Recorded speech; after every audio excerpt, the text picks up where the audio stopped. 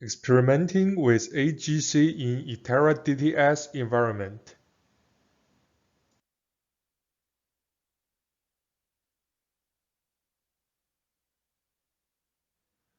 The goal of this project is to understand and explore the functioning of AGC under following scenarios. The first one is load change and load trip. The second one is generation change and generation trip. The third one is transmission line trip, and the last one is combination scenarios, which means scenario 1, 2, 3 may happen at the same time.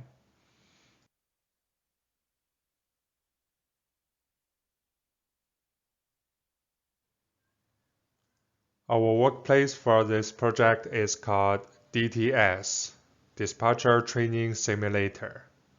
It is a computer-based training system for operators, also known as dispatchers, of electrical power grids. It performs this role by simulating the behavior of the electrical network, forming the power system under various operating conditions, and its response to actions by the dispatchers. Student dispatchers may therefore develop their skills from exposure not only to routing operations but also to adverse operational situations without compromising the security of supply on a real transmission system.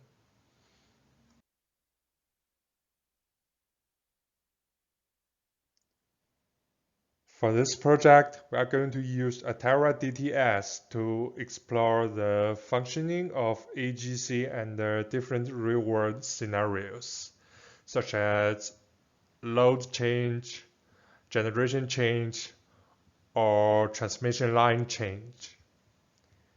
And after that, we're going to analyze their impact on frequency, tie line flows, and ACE values.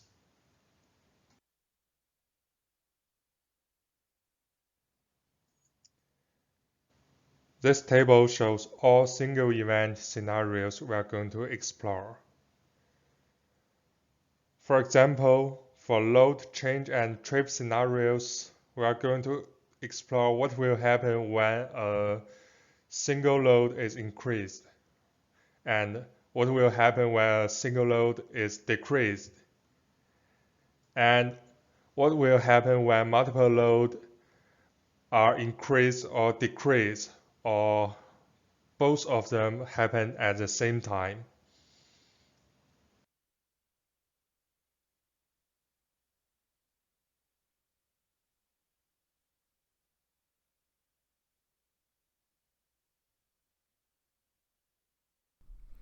My portion of the project was to examine what would happen in the case of a multi-event scenario.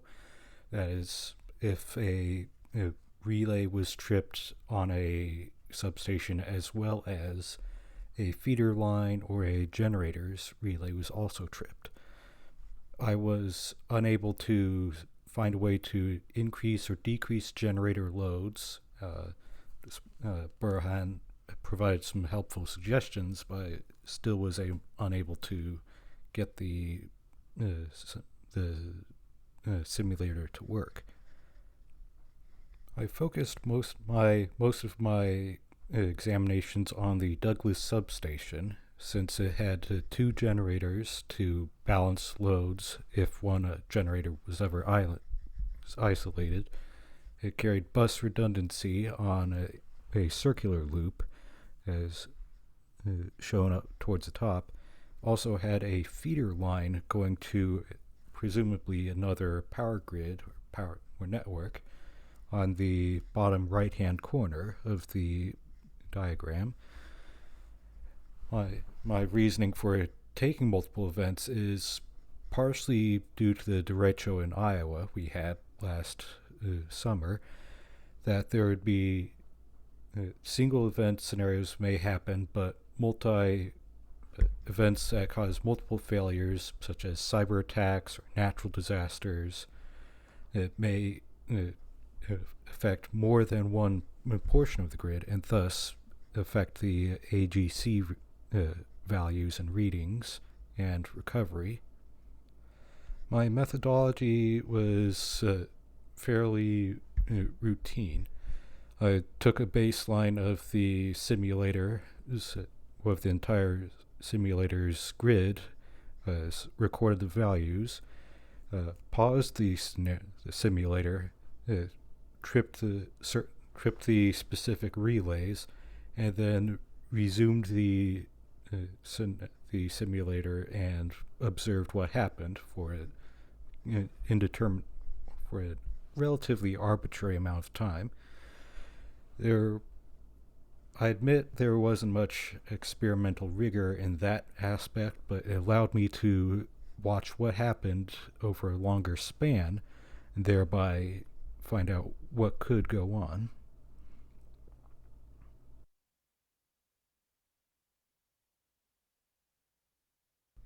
One final note before I continue is that the bias values for the AGC, or the ACE algorithm, was a constant 80 plus 85. This meant that the whole network was continuously under frequency by maybe half a hertz, half to 0.8 hertz maximum. As for the first multi-event scenario I tested, I decided to do what I termed a double islanding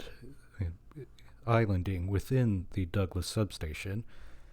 I would trip the relays leading to the feeder line and also to generator 1. The reasoning is that tripping feeder line would cause a massive load overage, but tripping the generator's relay would compensate for most of it and cause perhaps 30 to 60 megawatts of unnecessary load entering the system.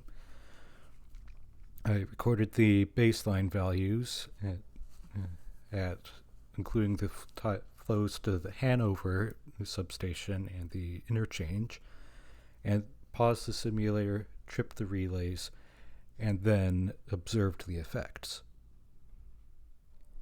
As I expected, the actual flows values decreased, which would affect the delta P in the ACE algorithm, or the delta power flow, that the scheduled flow is much closer to the actual flow. As a result, the ACE values dropped and the frequency increased. The generator 2's output rose to cover the shortfall within the network as well. And the values eventually stabilized around 0 for about 5 minutes, which was as the generator 2 kept spooling up to provide more power. At one point, however, as the graph indicates, the ACE value suddenly surged to 120, had a meteoric plunge to negative 152, rose 72, and then stabilized around 10, which took the remainder of the time. I surmise that this was because generator 2 was receiving AGC inputs to throttle back as other generators would take up the slack. It was interesting, to say the least. That an attempt to rebalance the generators would cause even more disruption than the initial event. Throughout all of this, interchange values varied by maybe 1 positive or negative 1 megawatt, which is in turn a little surprising.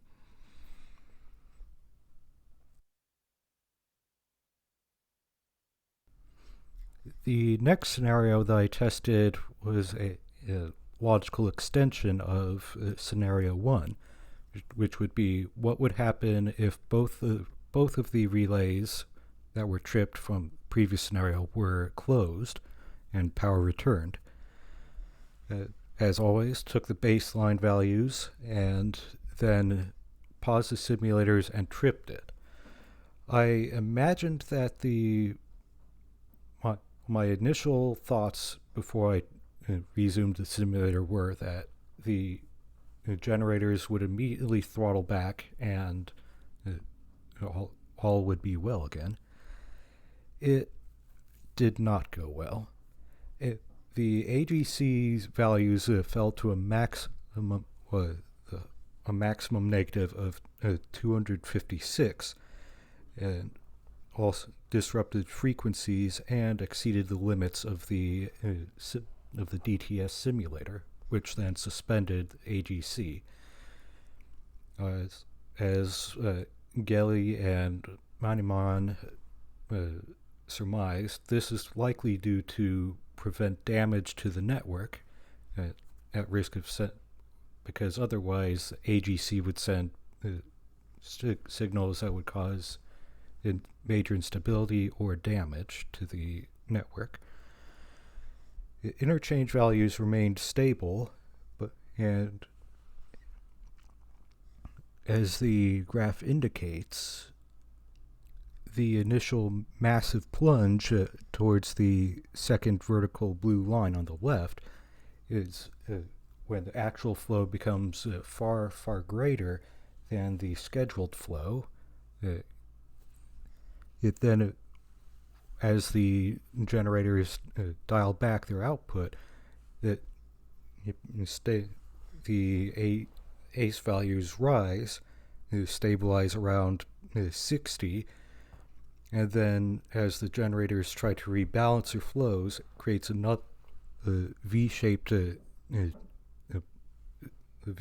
trough on the right-hand side of the graph.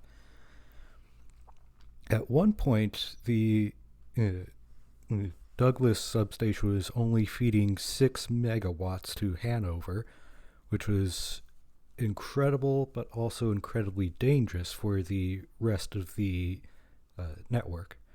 I didn't have time to check what was going on other places due to glitches within the simulator, but the ACE values eventually stabilized at 40, which was not seen on this graph. At this point, I decided to stop the analysis and then reload the EMP60 case to have a look at the third and final scenario. The final scenario that I tested created some of the most dramatic events that I saw in the DTS simulator, aside from my very first fledgling attempts that pretty much that wrecked the simulator beyond belief. This scenario was based on the thinking that this could happen if an attacker had access to more than one substation and could affect more than and had more access than in the first and second scenarios. In this case, I would trip the Douglas feeder line, which was carrying about 500 megawatts or so, and also trip a relay on the Richview substation. The relay is in the first picture on the top right. It's an open green square with a kind of a lilac lavender square around it. As always, I took the baselines after restarting and reinitializing the case, and recorded different frequencies,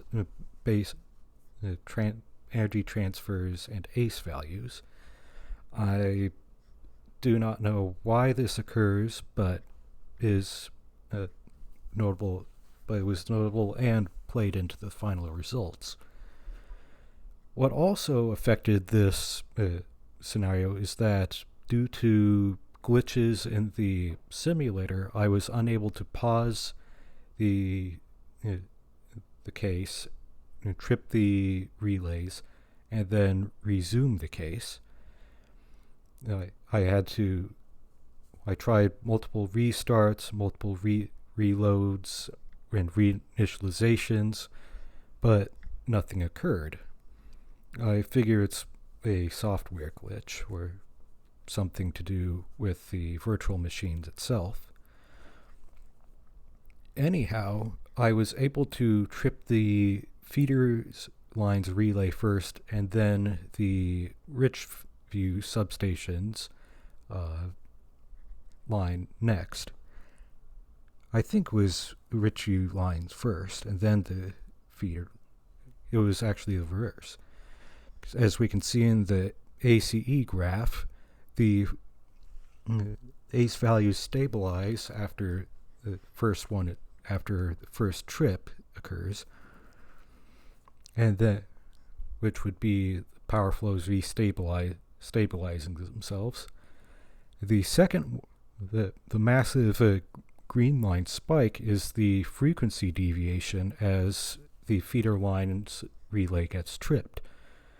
That means the actual flows become far higher. I'm actually unsure what happens there.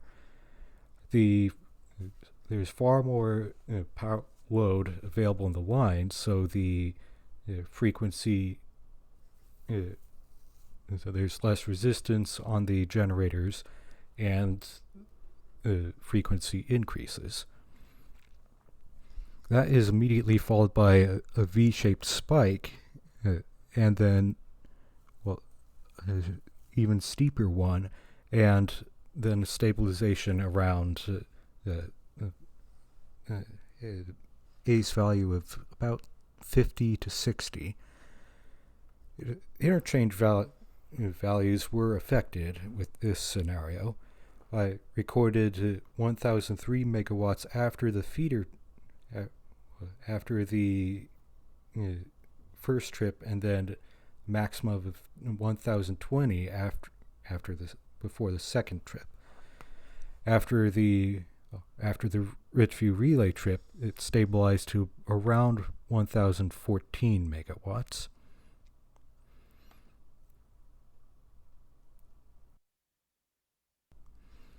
The effects of this disruption, however, was more severe than just those values. Infrastructure alarms were recorded on a screen that I will show you after this slide. Notably, generator G1 exceeded its 700 megawatt generation limit by 7.3 megawatts, and the Douglas interchange was stressed beyond all reasonable belief. As the values on the screen say, and in the picture on the right-hand side of the slide, the highest value I recorded was 1.23 gigawatts being transferred to the Hanover substation, and 1.4 gigavolts to that same station as well. The flow gauge was hopelessly blown open, really. And to my knowledge, this certainly would have caused damage to power lines, generators, and transformers, and maybe even to sensors along the way, and would certainly have created islanding or other damaging efforts to control what happened. It's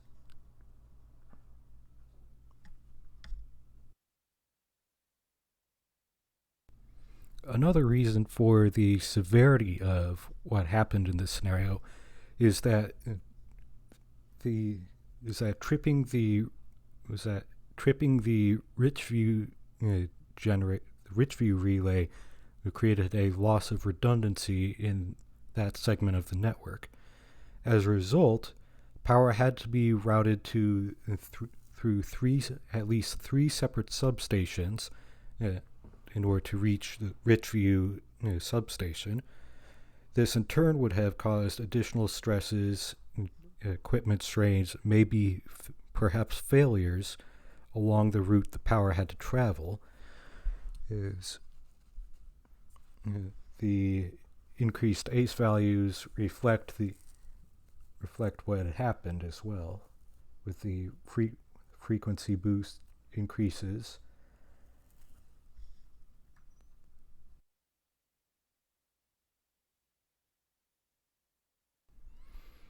For my portion of the conclusion, I can help support that these experiments confirm that automatic generation control's general function, with stabilizing the frequency through generator output manipulation.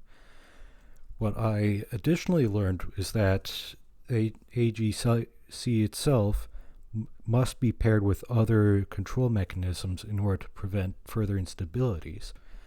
I did not expect that the initial stabilizations would lead to attempts to balance the load amongst generators, which would incur further instability. If I certainly had time, or if I had boosted the amount of time passed per second within the simulation, I may have seen the network finally stabilize itself, or not. I'm not certain. It also confirms that there is some recovery possible from major events, but human intervention or robust remedial action schemes will be necessary to reduce the amount of disruption created by re-islanding generators or restarting generators and restoring power to segments of the grid. This project also helped me learn how to navigate and operate the GE's eTerra dispatch training simulator, as well as the necessity of focusing on more than of interchange flows and their effects on automated generator control.